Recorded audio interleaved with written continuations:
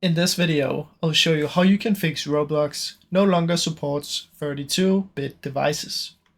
Now the first thing that I suggest you do is you open up Task Manager, because actually sometimes if you're using a Roblox extension or any kind of Roblox mods, this can cause the error. So make sure you don't have any Roblox extensions opened in here. If you have one, you want to end the task. After that, you want to go to System, Information. Then we want to look if we have a 64-bit or 32-bit. If you have the 64-bit, what you want to do is just head over to Windows Update and take the latest update, and then it should fix the issue. Now, if you have a 32-bit, however, then you need to upgrade it to a 64-bit.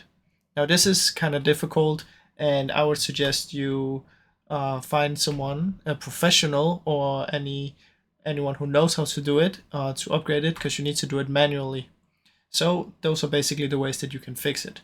Now, if you have 32 bits, kind of sorry, but this is probably the only solution that you can do, and that is to update it to a 64-bit. Like I said, I suggest you do it with a professional or with someone who has done it before that you know.